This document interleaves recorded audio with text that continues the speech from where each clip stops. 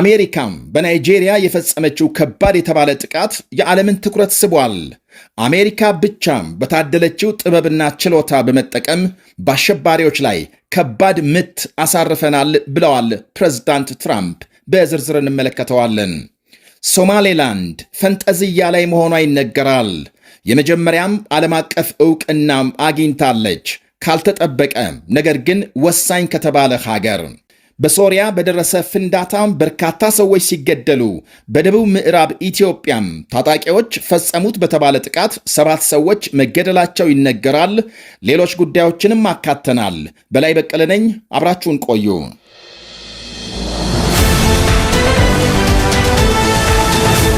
አሜሪካም በናይጄሪያ የፈጸመችው ከፍተኛ ድብደባም የዓለም መገናኛ ብዙሃን ዋነኛ ትኩረት ሆኗል። የአሜሪካ ጦር ኃይል በሰሜን ምዕራብ ናይጄሪያም በአይሲስ ይዞታዎች ላይ መጠነ ሰፊ ድብደባ መፈጸሙ ተነግሯል። ድብደባ መፈጸሙን መጀመሪያ ይፋ ያደረጉት የአሜሪካ ፕሬዝዳንት ዶናልድ ትራምፕ ጥቃቱ ከባድና ኢላማውን በሚገባ ያሳካ መሆኑን ገልጸዋል። የናይጄሪያ ውጭ ጉዳይ ሚኒስትር ዩሱፍ ቱጋር ከአሜሪካ ጋር በጥምረት የተካሄደ ዘመቻ ስለመሆኑና ታቅዶና በናይጄሪያ የደህንነት መረጃ ላይ ተመስርቶ መፈጸሙን አመልክተዋል። ናይጄሪያውያንን በሚገድሉ አሸባሪዎች ላይ ያነጣጠረ ዘመቻ ነው ብለዋል ሚኒስትሩ። የናይጄሪያ መንግስት በሀገሪቱ ከሚንቀሳቀሱ የቦኮ ሐራምና የአይሲስ ቡድኖች ጋር ለዓመታት ሲፋለም ቢቆይም የጽንፈኛ ቡድኖች ጥቃት በተለይም ከቅርብ ጊዜ ወዲህ ተባብሶ መቀጠሉ ይታወቃል። በክርስቲያኖች ላይ የሚፈጸሙ ጥቃቶችና እገታዎች አሳሳቢ ደረጃ የደረሱ ሲሆን ፕሬዝዳንት ትራምፕ የናይጄሪያ መንግስት ክርስቲያኖችን መከላከል ካልቻለ ሀገራቸው እርምጃ እንደምትወስድ በቅርቡ ማስጠንቀቃቸው ይታወቃል። መንግስት ክርስቲያኖችን ከአሸባሪዎች መከላከል ባለመቻሉ በተደጋጋሚ ግድያና እገታም እንደሚፈጸምባቸው ከዚህ በመነሳት የአሜሪካ መንግስት ናይጄሪያን ልዩ ትኩረት ከሚደረግባቸው ሀገሮች ተርታ መፈረጁና ማዕቀብ መጣሉ ይታወቃል። ባለፈው ወር ትራምፕ ጦር ኃይላቸው በናይጄሪያ ጽንፈኛ ቡድኖች ላይ እርምጃ ለመውሰድ እንዲዘጋጅ ትዕዛዝ መስጠታቸው ሲታወስ፣ ትላንት ጥቃት ከመፈጸሙ አስቀድሞ የሁለቱ ሀገራት ውጭ ጉዳይ ሚኒስትሮች በስልክ ማውራታቸው ታውቋል። የአሜሪካ ጥቃት በዋናነት ያተኮረው የአይሲስ ዋነኛ ይዞታ ነው በሚባለውና ናይጄሪያን ከኒጀር በሚያዋስነው ድንበር አቅራቢያ በሚገኘው ሶኮቶ ክልል መሆኑን ዘገቦች አመልክተዋል። በአካባቢው የአይሲስ ጣቢያ ላይ ከባድ ምት መፈጸሙና በርካታ ተዋጊዎች መገደላቸው ሲነገር ከአሜሪካ የጦር መርከብ በተወነጨፉ የቶማክና ሌሎች ሚሳኤሎች ድብደባው መፈጸሙን የአሜሪካ ባለሥልጣናት አረጋግጠዋል። የአሜሪካ መከላከያ ሚኒስትር ፒት ሄግሴት ዘመቻው እንዲሳካ የናይጄሪያ መንግስት ያደረገውን ትብብር አድንቀው ጥቃቱ የመጀመሪያ እንጂ የመጨረሻ አይደለም ብለዋል። የናይጄሪያ ውጭ ጉዳይ ሚኒስትር ጉዳዩ የሃይማኖት አይደለም፣ የንጹሐን ሰዎች እልቂት፣ የልጆች እገታ ጉዳይ እንጂ ብለዋል። አሸባሪዎቹን ለመፋለም አብሮን መስራት የሚፈልግ ማንም ይሁን በደስታም እንቀበላለን ብለዋል ሚኒስትሩ። ፕሬዝዳንት ትራምፕ የሌሊቱን ድብደባ ተከትሎ ባሰራጩት መልእክት አሸባሪዎቹን አስጠንቅቄያቸው ነበር፣ ክርስቲያኖችን መግደል ካላቆሙ ከባድ ዋጋም እንደሚከፍሉ እነሆ አሁን መክፈል ጀምረዋል ሲሉ ገልጸዋል። አሜሪካ ብቻም የማድረግ ብቃት ያላትን ልዩና ሁነኛ ምቶች አሳርፈናል በማለት ገልጸዋል ፕሬዝዳንቱ። በእኔ አመራር ስር አሉ ትራምፕ፣ አሜሪካም ጽንፈኛ አሸባሪነት እንዲፋፋ ወይም እንዲበለጽግ በፍጹም አትፈቅድም ብለዋል። በአሁኑ ጥቃት በሰሜን ምዕራብ የሚንቀሳቀስ ላኩራዋ በመባል የሚታወቅ አሸባሪ ቡድን ኢላማ መደረጉን ተንታኞች ይናገራሉ። ቡድኑ በዚህ ዓመት በአካባቢው በተለይም የገጠር ማህበረሰብና የጸጥታ ኃይሎች ላይ ጥቃት አጠናክሮ መቀጠሉና በክልሎች መሃል በሚገኙ ደኖች ተሸሽጎ ሲንቀሳቀስ መቆየቱ ይነገራል። ባለፈው ጥር የናይጄሪያ መንግስት ቡድኑን በአሸባሪነት ፈርጆ ከማንኛውም እንቅስቃሴ ማገዱን የሮይተርስ ዘገባም አሳይቷል። በጽንፈኛ ቡድኖቹ ጥቃት ክርስቲያኖች ብቻ አይደሉም፣ ሙስሊሞችም ሰለባ መሆናቸውን የጠቀሱት የናይጄሪያ ፕሬዝዳንት ቦላ ቲኑቡ በገና በዓል መልእክታቸውም ክርስቲያኖችን፣ ሙስሊሞችንና መላው የሀገሪቱን ሕዝብ ከጥቃትና ብጥብጥ ለመከላከል ቃል ገብተዋል።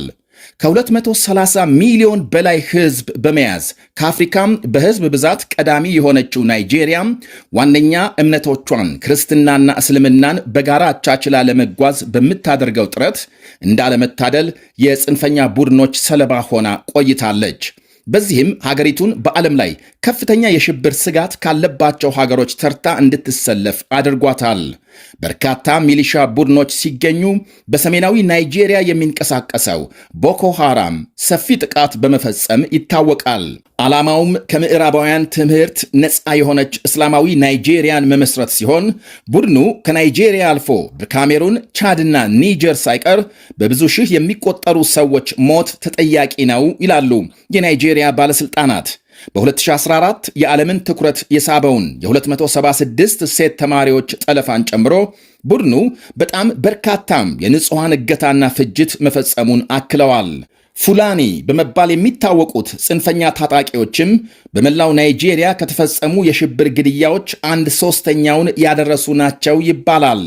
ከግድያና እገታው በተጨማሪ ሽብርተኝነት ያደረሰው ግዙፍ የኢኮኖሚ ድቀትም ለናይጄሪያ ሌላው ፈተና ነው።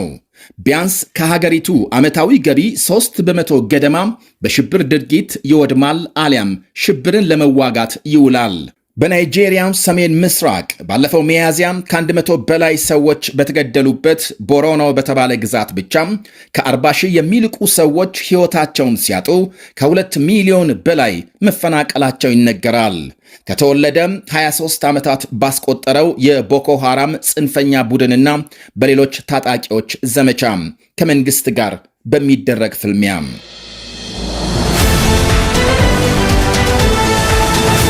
በሶሪያ በአንድ መስጊድ በደረሰ ፍንዳታ በጥቂቱ 8 ሰዎች ሲገደሉ ከ18 በላይ መቁሰላቸው ተነገረ። ሆምስ በተባለች የሶሪያ ከተማ በመስጊዱ ውስጥ የፈነዳውን ቦምብ ያጠመድኩት እኔ ነኝ ብሏል ሳሪያ አንሳር የተባለ ጽንፈኛ ቡድን። ኃላፊነቱን ወስዷል። የሀገሪቱ ዜና አገልግሎት እንደዘገበው በጥቃቱ የሞቱናም የቆሰሉ ሰዎች የአርብ ጸሎት ላይ የነበሩ ናቸው ብሏል።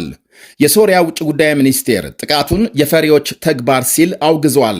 የአሁኑ ፍንዳታም የሶሪያም አማጺ ኃይሎች የአሳድን አገዛዝ ካስወገዱ በኋላ ማለትም ከዓመት በኋላ የተፈጸመ ነው።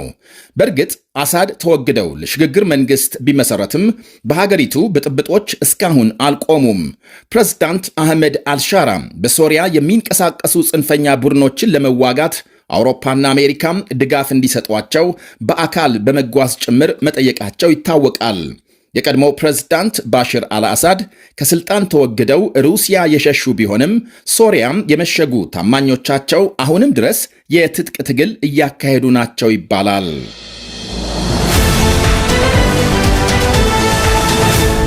እስራኤል ለሶማሌላንድ ዕውቅና በመስጠት የመጀመሪያ ሀገር ሆነች። እስራኤልና ሶማሌላንድ ሙሉ የዲፕሎማሲ ግንኙነት መመስረታቸውን ያረጋገጠ የጋራ ሰነድ መፈረማቸውን ጠቅላይ ሚኒስትር ቤንያሚን ኔታንያሁ አስታውቀዋል። ከ24 ዓመታት በፊት ከሶማሊያ ተገንጥላ ነፃነቷን ብታውጅም ከተባበሩት መንግስታት አባል ሀገር ዕውቅና ሳታገኝ ለቆየችው ሶማሌላንድ የዛሬው የእስራኤል እርምጃም እንደ ትልቅ ድል የሚቆጠር ነው ይላሉ የተለያዩ ወገኖች። የሶማሌላንድን ነፃነት በፍጹም የማይቀበለው የሶማሊያ መንግስት በእስራኤል ውሳኔ ላይ ለመነጋገር አስቸኳይ ስብሰባ መጥራቱ ታውቋል። የሀገሪቱ ውጭ ጉዳይ ሚኒስትር አብዲ ሰላም አሊ በጉዳዩ ላይ ከግብፅ ከቱርክና ከጅቡቲ አቻዎቻቸው ጋር በስልክ ማውራታቸውንና ሀገሮቹ ለሶማሊያ አንድነት ድጋፍ እንደሚሰጡ መግለጻቸውን ለአልጀዚራም አመልክተዋል። ጠቅላይ ሚኒስትር ቤንያሚን ኔታንያሁ ለሶማሌላንድ ፕሬዝዳንት በቪዲዮ ስልክ ደውለው ደስታቸውን ገልጸውላቸዋል። ፕሬዝዳንቱ ሰላምና መረጋጋት ለማስፈን ያላቸውን ቁርጠኝነት በማድነቅ እስራኤልን እንዲጎበኙ ጋብዘዋል። የእስራኤል ውጭ ጉዳይ ሚኒስትር ጌዲዮን ሳር በበኩላቸው የአሁኑ ስምምነት በሁለቱ መንግስታት መካከል ለዓመት የዘለቀ ተከታታይ ውይይት ከተካሄደ በኋላም የተደረሰ ነው ብለዋል። ኤምባሲዎች ለማቋቋምና አምባሳደሮቻቸውን ለመሾም የሚያስችሉ ሁኔታዎችን ጨምሮ ሰፊ ንግግር መካሄዱን የሶማሌላንድ ፕሬዝዳንት መሐመድ አብዱላሂ ስምምነቱን ታሪካዊ በማለት ያደነቁ ሲሆን የእስራኤል ዕውቅናም ለዓመታት የዲፕሎማሲ መገለል ወይም ረሃብ ደርሶባት ለነበረችው ሶማሌላንድ መብረቃዊ ለውጥ ተደርጎ ተወስዷል። ለሶማሌላንድ ዕውቅና ለመስጠት ፍላጎት አላቸው የሚባሉት የአሜሪካ ፕሬዝዳንት ትራምፕ ተመሳሳይ እርምጃ እንዲወስዱ ሳያደርጋቸው እንደማይቀር ተገምቷል። የእስራኤል እርምጃ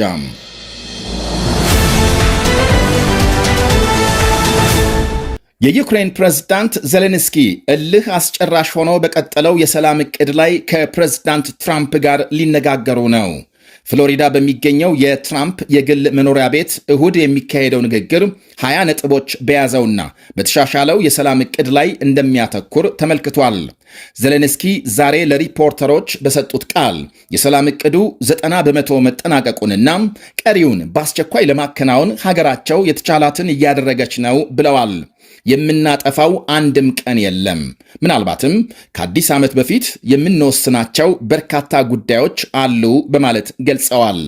ዜሌንስኪ ከትራምፕ ጋር በዚህ ዓመት ለበርካታ ጊዜ ተገናኝተው የተነጋገሩ ሲሆን ለመጨረሻ ጊዜ በዋይት ሃውስ የተገናኙት ባለፈው ጥቅምት መሆኑ ይታወቃል። ትላንት ከአሜሪካ ልዩ ልዑክ ስቲቭ ዊትኮፍ ጋር በስልክ መነጋገራቸውን የጠቀሱት ዜሌንስኪ በተለይ የደህንነት ዋስትናና የነፃ ቀጠና ጉዳይ ከትራምፕ ጋር ሲገናኙ ዋነኛ ትኩረት የሚሰጠው እንደሆነም ገልጸዋል። ዩክሬን ከምስራቅ ጦር ግንባር 40 ኪሎ ሜትር ለቃን ወደ ኋላ ከተመለሰች ሩሲያም ከይዞታዋ ተመሳሳይ እርምጃ በመውሰድ ነፃ የኢኮኖሚ ቀጠና እንዲፈጠር ትፈልጋለች።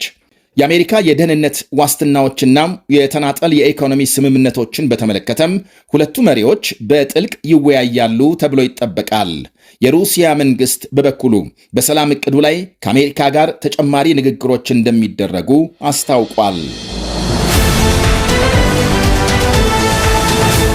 በደቡብ ምዕራብ ኢትዮጵያም በ3 የወርቅ ማዕድንና የእብነበረድ ማውጫዎች ታጣቂዎች ፈጸሙ በተባለ ጥቃት 7 ሰዎች መገደላቸው ተነገረ። በምዕራብ ኦሞ ቤሮ ወረዳም ትላንት በ3 ስፍራዎች በተፈጸመው ጥቃት 7 ሰዎች መገደላቸውን ተከትሎ ዛሬም በሌላ የማዕድን ስፍራም የተኩስ ልውውጥ እንደነበር የወረዳው ዋና አስተዳዳሪና የፖሊስ አዛዥ ለቢቢሲ ገልጸዋል። የመጀመሪያው ጥቃት ቤሮ ማይኒንግ በተባለ የወርቅ ማዕድን ፍለጋ በተሰማራ ኩባንያ ላይ ሲፈጸም፣ ሁለተኛው በእብነበረድ ማዕድን ማውጫ ጥበቃዎች ላይ የተሰነዘረ ነው ብለዋል ኃላፊዎቹ። ከተገደሉት መካከል 3ቱ የጥበቃ ሰራተኞች መሆናቸውን፣ በሰው ላይ ከደረሰው ጉዳት ሌላም ንብረቶች እንደተቃጠሉና እንደተዘረፉም ተመልክቷል። በአንድ ቀን በሰዓታት ልዩነት በማዕድን ማውጫ ስፍራዎች በተፈጸሙ ጥቃቶች 7 ሰዎች ሲገደሉ 2 ቆስለዋል። ዛሬ አርብ አመሻሽም በሌላም የማዕድን ስፍራ ውጊያ እየተካሄደ መሆኑን ገልጸዋል። ጥቃቱን የፈጸሙት ከአጎራባች ወረዳ የመጡ ያሏቸው ታጣቂዎች ነው ብሏል ቢቢሲ በዘገባው።